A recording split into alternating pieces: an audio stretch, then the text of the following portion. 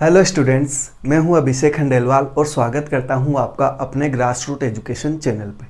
दोस्तों, अगर आप लोगों ने अभी तक पिछला वीडियो नहीं देखा है तो पहले पिछला वीडियो जाके, जिन लोगों ने अभी तक चैनल को सब्सक्राइब नहीं किया है सबसे पहले वो चैनल को सब्सक्राइब कर ले। हम लोग यहाँ जो पढ़ रहे हैं वो सीबीएसई और आरबीएसई दोनों को कवर करेगा। अगर हम लोग बात करें सोल्वेंसी रेशियोज की, तो सोल्वेंसी रेशियोज का मतलब होता है कि जो ओनर्स हैं उनका कितना पैसा लगा हुआ है और जो बाहर के हैं डेप्ट जिसको बोला जाता है उसका कितना पैसा लगा हुआ है। तो इन दो चीज़ों के बीच रिलेशन बताता है आपका सोल्वेंसी रेशियोज।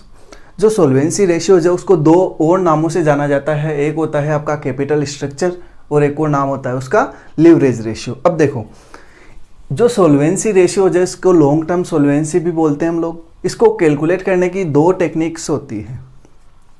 इसको कैलकुलेट करने की दो टेक्निक्स होती है। एक तो होती है आपकी on the basis of owner और एक होती है on the basis of the डेप्ट, जहां ओनर का रिलेशन देखा जाता है और एक मेथड के अंदर किसका रिलेशन देखा जाता है, डेप्ट का। डेप्ट का मतलब यहाँ लिया गया है जो आपका इंटरेस्ट लगता है, इंटरेस्ट ऑन प्रॉफिट, उसको हम लोग पढ़ते हैं। और एक के अंदर क्या देखते हैं कि ओनर का कितना पैसा लगा हुआ है फर्म के अंदर। तो हम लोग स्टार्ट करते हैं हमारा सोल्वेंसी रेशियोज से। तो देखो, यहाँ जो मैंने रेशियोज लिखे हैं वो फर्स्ट टेक्निक्स है ओनर, ठीक है। उस ओनर में ये सारे रेशियो कवर होते हैं। तो सोल्वेंसी रेशियो स्टार्ट करने से पहले मैं आप लोगों को एक चीज़ बता देना चाहता हूँ कि मैं यहाँ आपको फॉर्मूले बनाना सिखा रहा हूँ कि फॉर्मूले बनते कैसे हैं। तो ध्यान से समझना, कोई डाउट हो तो कमेंट के अंदर हम लोगों को पूछ लेना। देखो, सबसे पहला है हमारा डेप्ट इक्विटी रेशियो। याद रखना, जहाँ ये नाम आ रहे हैं मैं बताऊंगा कि वो रीज़न क्या है और कैसे उसके फॉर्मूले बन रहे हैं। तो देखो, डेप्ट इक्विटी रेशियो, ये जो रेशियो होता है वो दो चीज़ों के बीच रिलेशन को बताता है कि कौन सी है वो दो चीज़। एक है आपकी डेप्ट और एक है आपकी इक्विटी। अब देखो, इसका फॉर्मूला कैसा बनेगा आपको बस रटना नहीं है, समझना है कि फॉर्मूला बन कैसे रहा है। एक इजी सी सिंपल सी आपको ट्रिक लगानी है और कुछ नहीं करना। तो देखो, ये क्या है, डेप्ट, मैंने लिखा डेप्ट। फिर ये क्या है, इक्विटी, ये लो इक्विटी। बन गया फॉर्मूला। बाय डेप्ट इक्विटी रेशियो का फॉर्मूला क्या है, डेप्ट डिवाइडेड बाय इक्विटी। समझ में आ गया कि फॉर्मूला बना कैसे। भाई कुछ दिमाग लगाना पड़ेगा, नाम के अंदर ही जब फॉर्मूला बन रहा है तो हमें क्या दिक्कत है। या इसका दूसरा एक और, जो डेप्ट होते हैं, ठीक है, याद रखना, डेप्ट का मतलब बाहर से कितना पैसा लिया गया है कंपनी या फर्म के अंदर, और इक्विटी का मतलब ओनर से कितना पैसा लिया गया है फर्म के अंदर। तो जो डेप्ट होता है उसको हम लोग बोलते हैं एक्सटर्नल लायबिलिटीज। क्या बोलते हैं, एक्सटर्नल लायबिलिटीज। और जो इक्विटी होती है उसको बोलते हैं हम लोग इंटरनल लायबिलिटीज। हो गया, एक और फॉर्मूला बन गया। तो कोई सा भी फॉर्मूला आप लोग यूज कर सकते हो। अब हम लोग पढ़ेंगे कि जो डेप्ट है और जो इक्विटी है वो होती क्या है। तो देखो, डेप्ट का मतलब होता है बाहर से जो पैसा लिया गया है या लॉन्ग टर्म फंड से जो पैसा रेज किया गया है, या लॉन्ग टर्म लोन हो गया, चाहे लॉन्ग टर्म बोरोइंग्स बोल दो जिसको, तो उनसे कितना पैसा लिया गया है वो सब हमारा क्या है, डेप्ट। यहां मैंने लिखा है कि डेप्ट होती क्या है, या तो बोल दो डिवेंचर, उसके अंदर जितने भी लॉन्ग टर्म प्रोविजंस है उनको हम लोग ऐड कर दें, या जो लॉन्ग टर्म बोरोइंग्स है उनको भी उसके अंदर ऐड कर दे, प्लस जो करंट लायबिलिटीज है उसको भी हम लोग ऐड कर दे, तो हमारी क्या बन जाएगी, टोटल डेप्ट। या अगर हम लोग अलग अलग को इंक्लूड करें तो देखो, डिवेंचर, बॉन्ड, जितने भी मॉर्गेज लोन है, बैंक लोन है, पब्लिक डिपॉजिट है, प्लस लॉन्ग टर्म प्रोविजन है, शॉर्ट टर्म लोन है, प्लस शॉर्ट टर्म प्रोविजन है, तो ये सारा पार्ट किसका होता है, डेप्ट का होता है। समझ में आया कि डेप्ट होता क्या है। इक्विटी का जो पोर्शन है, इक्विटी के 5 नाम है। यहाँ मैंने 5 नाम लिख रखे हैं इक्विटी के, कि इक्विटी को और कौन कौन से नामों से जाना जाता है। अब क्वेश्चन अराइज ये होता है कि इक्विटी कैसे कैलकुलेट की जाती है। तो देखो, मैंने आपको क्या बताया, एक चीज बताई कि भाई जो लायबिलिटी साइड है उसको दो पार्ट के अंदर डिवाइड करते हैं, भाई डेप्ट प्लस इक्विटी। अगर इन दोनों को जोड़ दूं वो मेरी टोटल लायबिलिटीज हो जाएगी। तो देखो, एक पार्ट के अंदर इक्विटी आ गई मतलब ओनर ने कितना पैसा लगा रखा है। तो हम लोगों ने शेयर कैपिटल में इक्विटी शेयर कैपिटल पढ़ते हैं, प्रेफरेंस शेयर कैपिटल हम लोग पढ़ते हैं, रिजर्व और सरप्लस पढ़ते हैं। लेकिन याद रखना एक चीज़ जो लेस हो जाएगी वो है आपकी फिक्टिशियस एसेट्स। वो यहाँ आपकी लेस हो जाएगी, उसको लेस करने के बाद जो बचेगा वो आपका कहलाएगा इक्विटी। मीनिंग क्लियर हो गया कि इक्विटी होता क्या है और डेब्ट होता क्या है। फॉर्मूला कैसे बना आप लोगों को समझ में आ गया। अब देखो जो इक्विटी है उसके 5 नाम और है। क्या क्या नाम है? Proprietors fund. अगर यहाँ मैं लिखूं इक्विटी की जगह प्रोप्राइटर्स फंड तो ये गलत नहीं होगा। शेयर होल्डर्स फंड, यहाँ मैं क्या लिख सकता हूँ? शेयर होल्डर्स फंड भी लिख सकता हूँ। नेटवर्थ, यहाँ मैं नेटवर्थ भी लिख सकता हूँ। फिर है ओनर्स इक्विटी, ओनर्स इक्विटी भी लिख सकते। फिर आपका इंटरनल लायबिलिटी। सारे जो दे रखे हैं वो सिर्फ किसके नाम है? इक्विटी। तो याद रखना, जहाँ कंफ्यूजन मत रखना, कहीं भी जो नाम यूज हो तो आपको कैलकुलेट ऐसे करना है। इतना समझ में आया कि हम लोगों ने जो डेब्ट इक्विटी रेशियो है वो कैसे कैलकुलेट किया। इसका जो आइडियल रेशियो है वो आइडियल रेशियो माना जाता है आपका 1:1। प्रोप्राइटरी रेशियो का आपको फॉर्मूला मैंने क्या बोला है, मैं आप लोगों को यहाँ फॉर्मूला बनाना सिखा रहा हूँ, ठीक है। तो प्रोप्राइटरी रेशियो, प्रोप्राइटरी मतलब ओनर का कितना पैसा लगा हुआ है। तो देखो यहाँ ओनर का पैसा जो लगा हुआ है वो कौन सा है? आपका इक्विटी।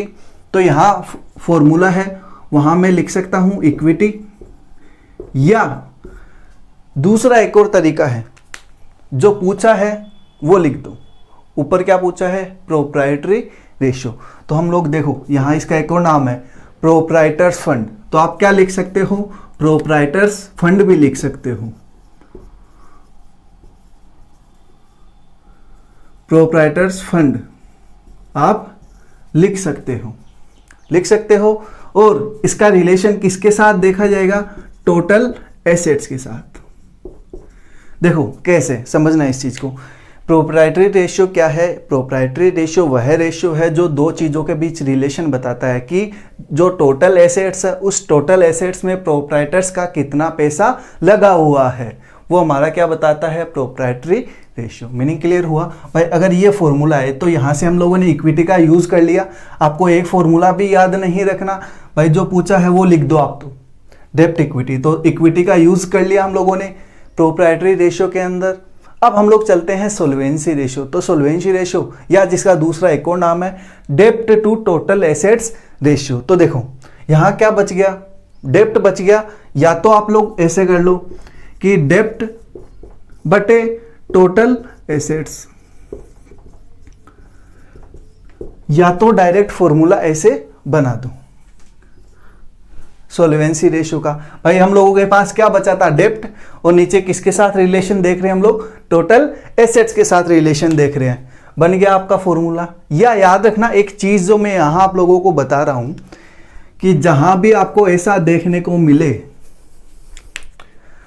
डेब्ट टू टोटल एसेट्स रेशियो या इसके अलावा जितने भी कोई भी रेशियो अगर बनता है 2 के बाद अगर ऐसा लिखा हुआ आता है तो याद रखना इसका फॉर्मूला वही बनेगा कि डेब्ट है जो पूछा है वो ऊपर लिख दो और उसके 2 के बाद का जो है वो नीचे लिख दो। तो देखो फॉर्मूला बन गया आप लोगों का। याद नहीं करना, बस समझना है कि फॉर्मूला बन कैसे रहा है। तो देखो डेब्ट टू टोटल एसेट्स रेशियो, तो आप लोगों ने फॉर्मूला क्या बनाया? डेब्ट डिवाइडेड बाय टोटल एसेट्स बन गया फॉर्मूला। आप लोगों को याद करना पड़ा है क्या? नहीं करना पड़ा। अब यहाँ एक चीज़ और लिख रखी है, यहाँ मैंने लिखी फिक्टिशियस एसेट्स। तो फिक्टिशियस एसेट्स कौन कौन सी होती है? जैसे expenses on issue of share and debenture, या डिस्काउंट या loss on issue on debenture. इसके अलावा भी बहुत सारे होते हैं, प्रीलिमिनरी एक्सपेंसेस वगैरह। तो वो सब हमारे जो फिक्टिशियस एसेट्स है उसको हमेशा लेस करेंगे जब भी हम लोग इक्विटी को कैलकुलेट करेंगे। तो आई होप जो मीनिंग है इसका समझ में आ गया होगा आप लोगों को कि फॉर्मूले कैसे बन रहे हैं। इसके बाद है आपका फिक्स एसेट्स रेशियो और कैपिटल गियरिंग रेशियो। ये हम लोग बाद में कवर करेंगे। पहले हम इन तीनों को समझने के लिए इनका एक प्रैक्टिकल क्वेश्चन कर लेते हैं ताकि हमारा जो डाउट है वो क्लियर हो जाए।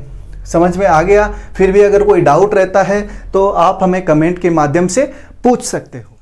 अब हम लोग स्टार्ट करेंगे सोल्वेंसी रेशियो। जो हम लोगों ने 3 सोल्वेंसी रेशियो को पढ़ा है उनके प्रैक्टिकल क्वेश्चन। तो आप लोगों को यहाँ दे रखा है, एक बैलेंस शीट दे रखी है जिसमें आपको बता रखा है कि आपको 3 चीज़ें फाइंड आउट करनी है, डेब्ट इक्विटी रेशियो, प्रोप्राइटरी रेशियो और लास्ट है आपका सोल्वेंसी रेशियो, ये आपको फाइंड आउट करना है। तो देखो ये कैसे फाइंड आउट करेंगे हम लोग, कौन से आइटम कहाँ आएगी, वो सारी चीज़ें हम लोग देखेंगे। तो देखो सबसे पहले हमारा है डेब्ट इक्विटी रेशियो। डेब्ट इक्विटी रेशियो, मैंने आप लोगों को एक चीज़ बताई थी कि जब भी आप डेब्ट इक्विटी रेशियो देखो तो आपको फॉर्मूला क्या रटना है, क्या नहीं रटना, क्यों, जो नाम है उसी में फॉर्मूला है, डेब्ट बटे इक्विटी, उसी में है आपका नाम।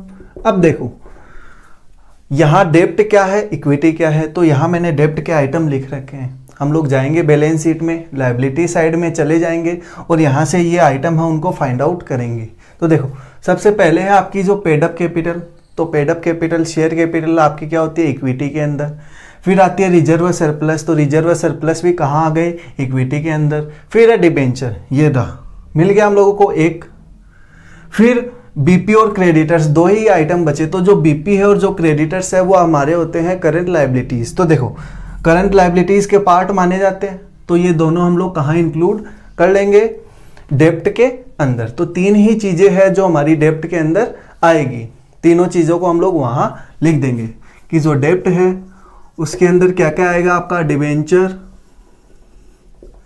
प्लस आपकी जो क्या है बीपी है और क्रेडिटर्स है। ये तीन ही चीज हम लोग क्या करेंगे, इंक्लूड करेंगे। तो आपके डिबेंचर है 10 लाख के, प्लस जो बीपी है आपकी वो है आपकी 65,000 रुपए की, और जो क्रेडिटर्स है वो आपके हैं 1,60,000 रुपए के। टोटल कर लो कितना होता है, तो आपका इसका जो टोटल है वो आएगा 12,25,000 रुपए। लिख दो टोटल कितना आया, 12,25,000 रुपए। अब देखो आप लोगों को क्या कैलकुलेट करना है, इक्विटी।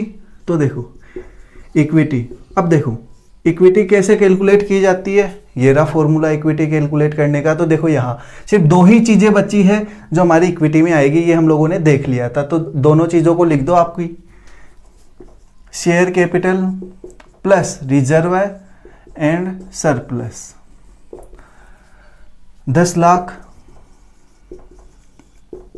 प्लस 8,45,000, तो ये इसका टोटल हो गया आपका 18,45,000 रुपए। लिख दो अमाउंट को। समझ में आ गया कि आप लोगों को क्वेश्चन को कैसे सॉल्व करना है एग्जाम के अंदर। तो ये आपका जो रेशियो आएगा वो आएगा 0.66:1। आई होप समझ में आ गया होगा कि डेब्ट इक्विटी रेशियो कैलकुलेट कैसे करना है। अब हम लोग चलते हैं, हमारे दूसरा है प्रोप्राइटर्स रेशियो। तो देखो उसको कैसे कैलकुलेट करते हैं हम लोग। मैंने आपको एक चीज बताई थी कि जो पूछा है वो ऊपर, और इसका रिलेशन किसके साथ देखा जाता है, टोटल एसेट्स के साथ। तो फॉर्मूला क्या बन गया इसका, proprietors fund divided by total assets. अब एक चीज यहां देखना, प्रोप्राइटर्स फंड को आपको दोबारा कैलकुलेट नहीं करना है। आप लोगों ने एक बार कैलकुलेट कर लिया इक्विटी, अब दोबारा कैलकुलेट नहीं करना है। तो प्रोप्राइटर्स फंड में आप कितना लिख दोगे, 18,45,000 रुपए। भाई जो ओनर्स इक्विटी है इन्हीं के तो 5 नाम है ये, ठीक है। तो हम लोगों ने लिख दिया 18,45,000 रुपए। अब है आपकी टोटल एसेट्स। देखो टोटल एसेट्स होती क्या है उसको समझना। टोटल एसेट्स का मतलब होता है जो आपकी करंट एसेट्स है प्लस नॉन करंट एसेट्स है, इन दोनों को जोड़ दो।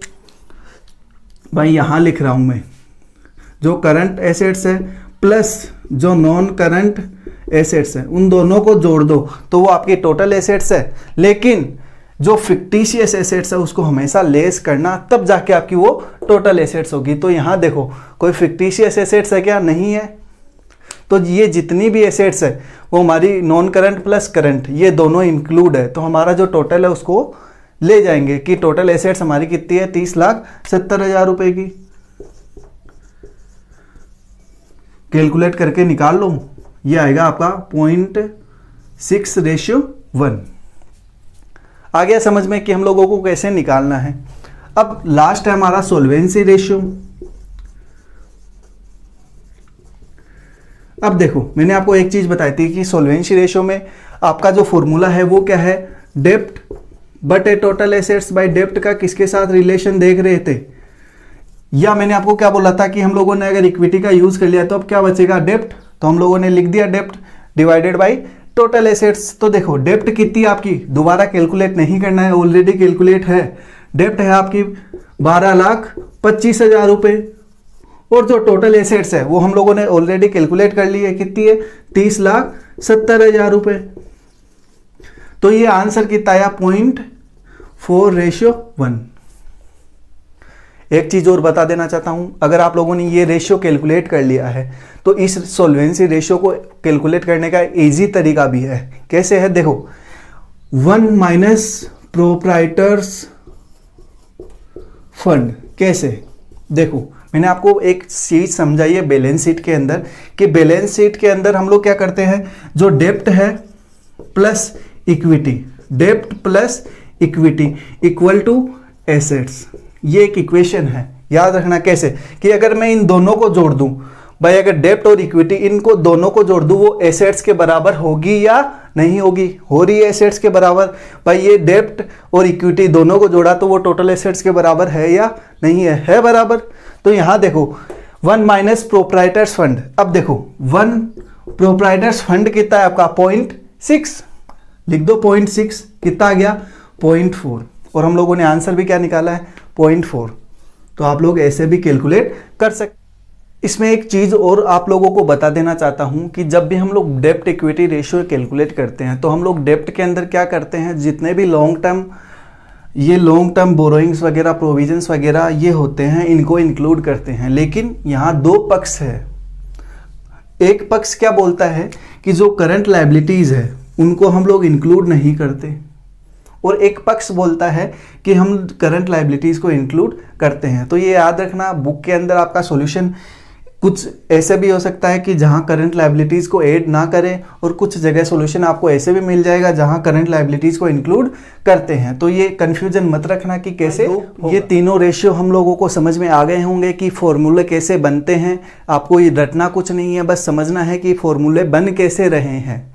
अगर दोस्तों आप लोगों को ये टॉपिक अच्छा लगा हो तो प्लीज़ वीडियो को लाइक करें, चैनल को सब्सक्राइब करें और दोस्तों के साथ शेयर ज़रूर करें। Thank you.